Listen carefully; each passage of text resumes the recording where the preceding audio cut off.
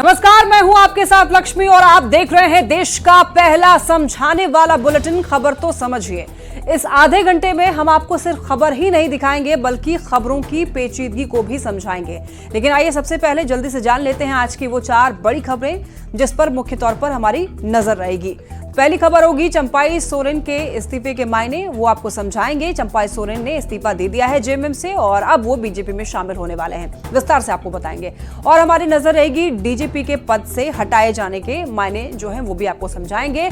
DGP RS भट्टी जो है हटाए गए हैं और अब वो सीआईएसएफ के डीजी बन गए हैं, नियुक्ति हो गई है, ये भी आपको डिटेल में बताएंगे। इसके बाद आपको यूपी की सियासत में जिन्ना की एंट्री कैसे हुई है ये भी आपको समझाएंगे और फिर आपको एक बयान के मायने समझाएंगे, राष्ट्रपति के दिए हुए बयान के मायने जो कि उन्होंने जो पश्चिम बंगाल में इस वक्त माहौल है उस पर उन्होंने दिया है। चलिए बढ़ते हैं खबरों में आगे। झारखंड के पूर्व सीएम चंपाई सोरेन ने झारखंड मुक्ति मोर्चा पार्टी की प्राथमिक सदस्यता से इस्तीफा दे दिया है।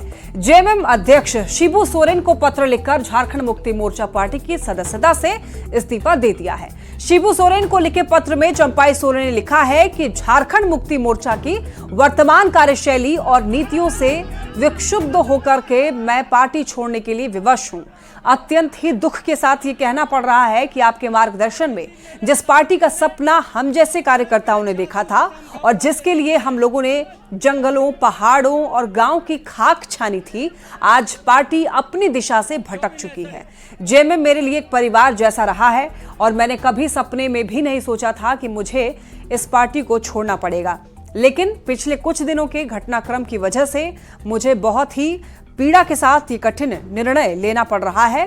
चंपाई सोरेन 30 अगस्त को बीजेपी ज्वाइन करने वाले हैं। तो आइए चंपाई सोरेन के इस्तीफे के क्या मायने हैं वो भी आपको समझाते हैं। देखिए, चंपाई सोरेन पिछले कुछ दिनों से झारखंड की सियासत के सबसे चर्चित शख्सियत बन चुके हैं। क्यों? क्योंकि वो अपने ही पार्टी से नाराज चल रहे थे। चंपाई सोरेन ने जेएमएम नेतृत्व पर अनदेखी का आरोप लगाया था। चंपाई सोरेन को जिस ढंग से मुख्यमंत्री पद से हटाया गया था उससे वो दुखी थे, उससे वो नाराज थे।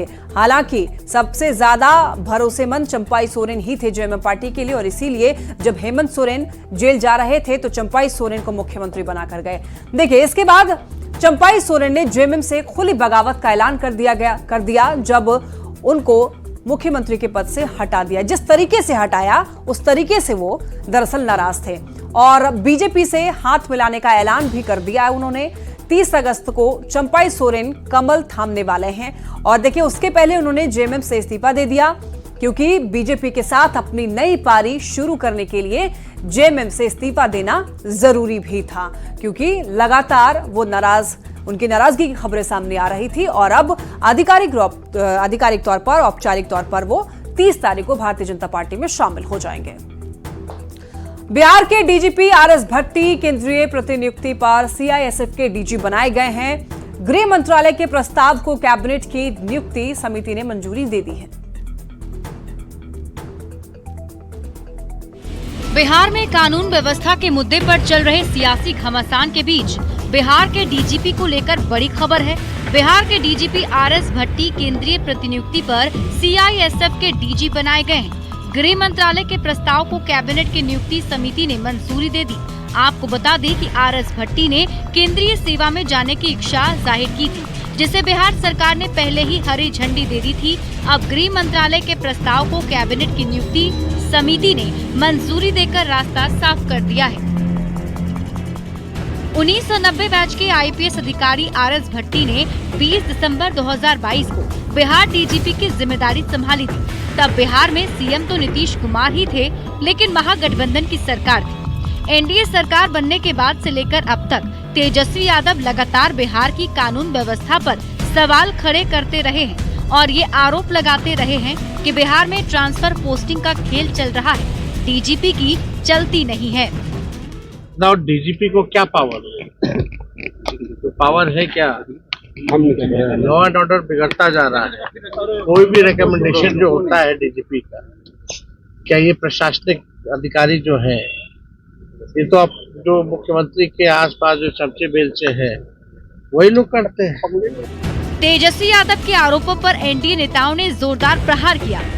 विपक्ष में जो रहते हैं वो इस तरह की बातें करते रहते हैं, इसमें बहुत ध्यान देने की आवश्यकता नहीं है। और जिन लोगों ने अपराध को अपने घर से, अपने सीएम हाउस से चलाने का काम किया, तो वही अंगुली मार वाली बात है कि आज उनको जो है साधु संत बन रहे हैं। कानून व्यवस्था पर विपक्ष की ओर से खड़े किए जा रहे सवाल के बीच बिहार के डीजीपी को पद से हटा दिया गया और आरएस भट्टी केंद्रीय प्रतिनियुक्ति पर चले गए। ऐसे में इस मुद्दे पर भी सियासी माहौल गरमाने की पूरी संभावना है। न्यूज़ 18 के लिए पटना से अमित कुमार के साथ ब्यूरो रिपोर्ट। तो आरएस भट्टी को डीजीपी पद से हटाया गया है और उनको नई जिम्मेदारी दी है और इसके क्या मायने हैं वो भी आपको समझाते हैं। देखिए, आरएस भट्टी 20 दिसंबर 2022 को बिहार के डीजीपी बने। तब बिहार में सीएम तो नीतीश कुमार ही थे, लेकिन महागठबंधन की सरकार थी। बिहार में लॉ एंड ऑर्डर शुरू से ही सियासी मसला रहा है। लॉ एंड ऑर्डर को लेकर के कई मसले जो हैं वो उठते रहे हैं और चूंकि जब लालू यादव मुख्यमंत्री थे, उसके बाद लालू परिवार के ही उनकी पत्नी भी राबड़ी देवी भी मुख्यमंत्री रही, तब से ही ये जो मसला है उठता रहा है लॉ एंड ऑर्डर का। लेकिन जो भी पार्टी विपक्ष में रहती है वो कानून व्यवस्था के बहाने सरकार को जमकर घेरती है। तो जब आरएस भट्टी डीजीपी बने तो तेजस्वी यादव डिप्टी सीएम थे और अब वो विपक्ष में आ गए हैं और अपराध के आंकड़ों के जरिए सरकार को लगातार निशाना बना रहे हैं। तो आरएस भट्टी चाहते तो डीजीपी के पद पर सितंबर 2025 तक वो रह सकते थे, मगर उन्होंने केंद्रीय सेवा में जाने की इच्छा जाहिर की और काफी दिनों से वो सोच रहे थे। और देखिए, बिहार सरकार ने हरी झंडी भी दे दी थी। हालांकि आरएस भट्टी ने बिहार में बेहतर पुलिसिंग के लिए काफी कुछ काम किया है, काफी सराहनीय काम भी इन्होंने किए हैं। डायल 112 गांव-गांव तक पहुंचा है। बिहार पुलिस में प्रशिक्षण को बढ़ावा दिया गया। कुशल और तकनीकी रूप से पुलिसकर्मी दक्ष बने और देखिए, प्रमोशन के तहत 10,000 से भी ज्यादा कर्मियों को पीटीसी ट्रेनिंग कराया गया और प्रमोट भी किया गया। सोशल मीडिया सेंटर शुरू किया गया जिससे कि डिजिटल रूप में शिकायतों को सुना गया। बिहार पुलिस में कांस्टेबल और बिहार पुलिस सब इंस्पेक्टर की बम्पर बहाली भी हुई। कई नक्सली गिरफ्तार हुए और उत्तर बिहार नक्सल मुक्त हुआ तो दक्षिण में उसकी जड़ें कमजोर हुई। और इसी तरीके से आरएस भट्टी ने काफी कुछ अच्छा किया बिहार के लिए और अब उनको नई जिम्मेदारी दी जा रही है। बढ़ते हैं खबरों में आगे। उत्तर प्रदेश के मुख्यमंत्री योगी आदित्यनाथ ने कानून व्यवस्था के मुद्दे पर सपा और कांग्रेस पर निशाना साधा है। सीएम योगी ने कहा है कि कांग्रेस सपा के अंदर जिन्ना की आत्मा घुस गई है। समाज को बांटने में जुटे हैं विपक्षी नेता।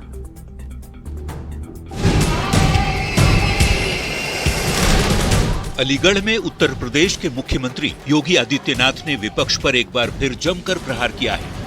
कानून व्यवस्था और महिलाओं की सुरक्षा के मुद्दे पर कहा कि इस मामले पर समाजवादी पार्टी के मुखिया को बोलने का अधिकार नहीं है। अयोध्या और कन्नौज में समाजवादी पार्टी के नेताओं ने बेटियों की इज्जत से खिलवाड़ किया है। मैं आपको आश्वस्त करने के लिए आया हूं, बेटी और व्यापारी की सुरक्षा के साथ भी खिलवाड़ नहीं करने देंगे। किसी बहन के साथ किसी को खिलवाड़ करने की इजाजत नहीं देंगे, लेकिन साथ साथ किसी दंगाई को भी अराजकता फैलाने की छूट भी नहीं देंगे। सीएम योगी आदित्यनाथ ने सपा कांग्रेस पर निशाना साधते हुए कहा कि इनके राज्य में उत्तर प्रदेश की हालत दंगा प्रदेश जैसी हो गई थी, लेकिन अब इस बात की इजाजत किसी को नहीं है।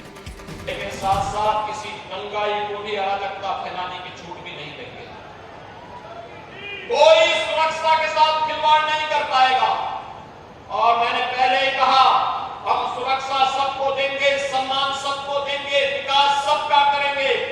लेकिन अगर किसी ने कानून को हाथ में लेने का दुस्साहस किया तो उसको लेने के देने पड़ जाएंगे। उसकी कई पीढ़ियों के द्वारा जो अनैतिक और अवैध तरीके से अर्जित संपत्ति है, इस संपत्ति को जब्त करके गरीबों में बंटाने का काम करेंगे।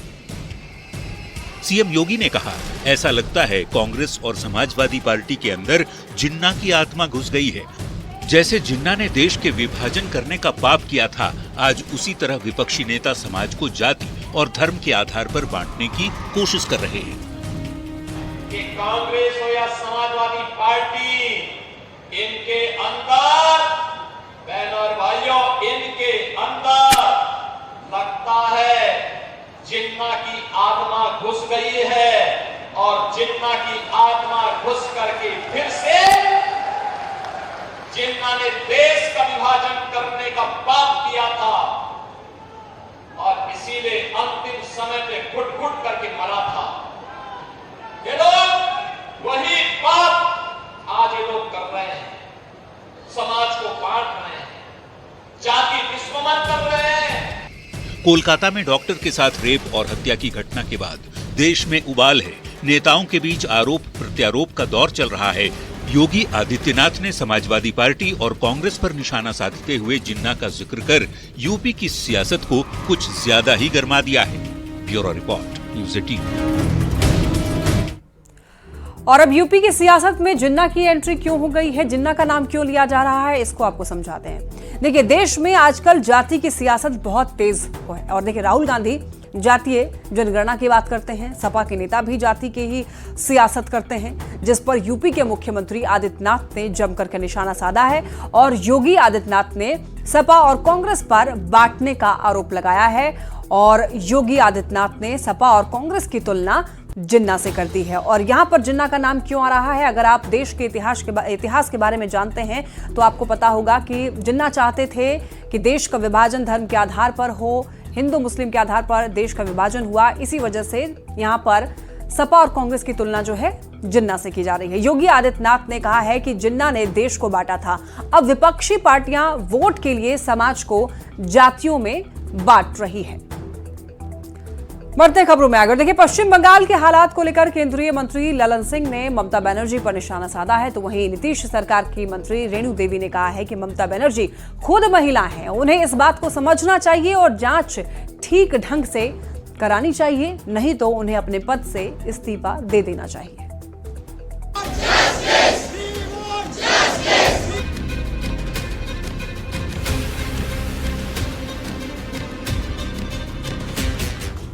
कोलकाता के आरजीकर अस्पताल में रेप और मर्डर को लेकर लोगों में गुस्सा है और देश भर में प्रदर्शन हो रहे हैं। घटना के विरोध में छात्रों ने प्रोटेस्ट मार्च निकाला, जिस पर पुलिस ने लाठीचार्ज किया। इसके बाद राजनीतिक दलों के बीच बयानबाजी का दौर तेज हो चुका है। पश्चिम बंगाल के हालात को लेकर जेडीयू के नेता और केंद्रीय पंचायती राज मंत्री ललन सिंह ने बहुत बड़ा हमला बोला।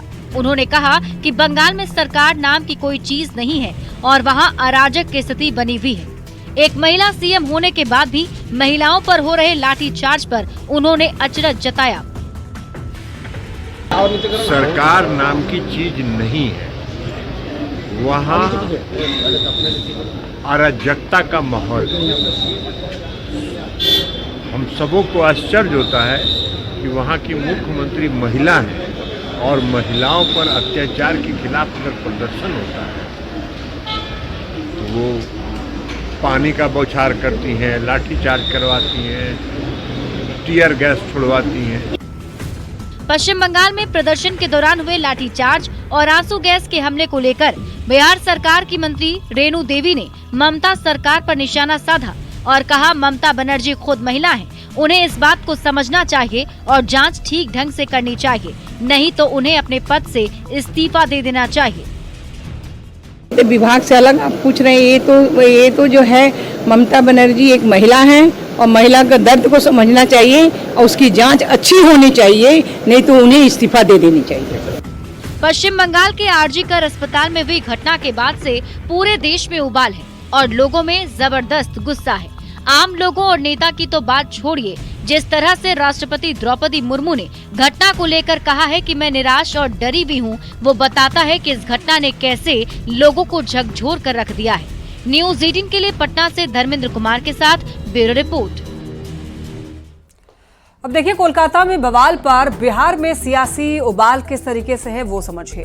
देखिए, कोलकाता में डॉक्टर की रेप के बाद हत्या कर दी गई और इस घटना के बाद से पूरे देश के अंदर लोगों में गुस्सा है, आक्रोश है। कई रैलियां निकाली गई, कई जगहों पर विरोध प्रदर्शन किया, कई जगहों पर डॉक्टरों ने काम करना बंद कर दिया। छात्रों ने कोलकाता में विरोध मार्च निकाला था, छात्रों पर पुलिस ने लाठीचार्ज किया और आंसू गैस के गोले तक छोड़े।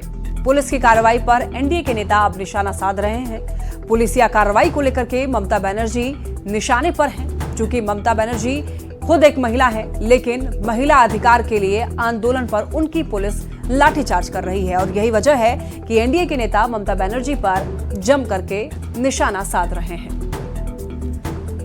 कोलकाता के आरजीकर मेडिकल कॉलेज अस्पताल में 31 साल की डॉक्टर से रेप और उसके बाद हत्या के मामले पर राष्ट्रपति द्रौपदी मुर्मू का बयान सामने आया है। उन्होंने कहा है कि अब बहुत हुआ।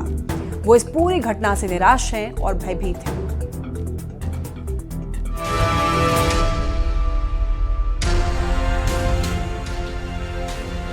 बस अब बहुत हो गया। मैं निराश और भयभीत हूं। ये शब्द किसी आम आदमी के नहीं है। ऐसा कहा है देश की राष्ट्रपति द्रौपदी मुर्मू ने कोलकाता के आरजीकर अस्पताल में एक महिला डॉक्टर से रेप और उसके बाद हत्या की घटना के बाद, जहां पूरे देश में उबाल है। पश्चिम बंगाल में विरोध प्रदर्शन हो रहे हैं, तो वहीं इस घटना पर राष्ट्रपति द्रौपदी मुर्मू का भी बयान सामने आ गया है। उन्होंने कहा है कि मैं इस घटना को लेकर निराश और डरी हुई हूं। अब बहुत हो चुका। समाज को ऐसी घटनाओं को भूलने की खराब आदत है। राष्ट्रपति मुर्मू ने women's safety enough is enough नाम से एक आर्टिकल लिखी है, जिसमें उन्होंने कोलकाता की घटना पर अपने दुख, पीड़ा और गुस्से का इजहार किया है। राष्ट्रपति ने लिखा है, कोलकाता में हुई डॉक्टर के रेप और मर्डर की घटना से देश सख्ते में है। जब मैंने इसके बारे में सुना तो मैं निराश और भयभीत हुई। ज्यादा दुखद बात यह है कि ये घटना अकेली घटना नहीं है। ये महिलाओं के खिलाफ अपराध का एक हिस्सा है। जब स्टूडेंट्स, डॉक्टर्स और नागरिक कोलकाता में प्रोटेस्ट कर रहे थे तो अपराधी दूसरी जगहों पर शिकार खोज रहे थे। विक्टिम में किंडरगार्टन की बच्चियां तक शामिल थी। कोई भी सभ्य समाज अपनी बेटियों और बहनों पर इस तरह के अत्याचारों की इजाजत नहीं दे सकता। देश के लोगों का गुस्सा जायज है। मैं भी गुस्से में हूं। राष्ट्रपति ने लिखा है, पिछले साल महिला दिवस के मौके पर मैंने एक न्यूज़पेपर आर्टिकल के जरिए अपने विचार और उम्मीदें साझा की थी। महिलाओं को सशक्त करने की हमारी पिछली उपलब्धियों को लेकर मैं सकारात्मक हूं। मैं खुद को भारत में महिला सशक्तिकरण की इस शानदार यात्रा का एक उदाहरण मानती हूं। लेकिन जब भी मैं देश के किसी कोने में महिलाओं के खिलाफ अपराधों के बारे में सुनती हूं तो मुझे गहरी पीड़ा होती है। द्रौपदी मुर्मू आगे लिखती हैं, दिसंबर 2012 में एक लड़की का गैंग रेप और मर्डर हुआ था। लोगों में गुस्सा और हैरानगी थी। हमने तय किया था कि दूसरी निर्भया के साथ ऐसा हादसा नहीं होने देंगे। लेकिन तब से 12 साल हो गए हैं और इस बीच ऐसी अनगिनत घटनाएं हुई हैं, लेकिन कुछ घटनाएं ही देश की नजरों में आई हैं। इन्हें भी जल्द ही भुला दिया जाएगा। क्या हमने अपना सबक सीखा? जैसे ही सामाजिक विरोध खत्म हुआ, ये घटनाएं भी समाज की याददाश्त के गहरे कोने में दब गई, जो सिर्फ तब सामने आती हैं जब ऐसा ही कोई दूसरा घृणित अपराध होता है। सामूहिक रूप से भूलने की ये बीमारी महिलाओं के खिलाफ घटिया सोच से भी ज्यादा घिनौनी है। हमें ऐसे अपराधों को भूलना नहीं चाहिए। हमें मिलकर इस आपराधिक सोच का सामना करने की जरूरत है, ताकि इसे शुरुआत में ही खत्म कर दिया जाए। राष्ट्रपति ने कहा है कि हमारी बच्चियों के प्रति ये हमारी जिम्मेदारी है कि हम उनके रास्तों से बाधाएं हटाएं और उन्हें आजादी दिलाने में मदद करें। तभी हम रक्षाबंधन पर पूछे गए बच्चों के मासूम सवाल का ठोस जवाब दे पाएंगे। हमें मिलकर कहना होगा, बस बहुत हुआ। Bureau report, news 18।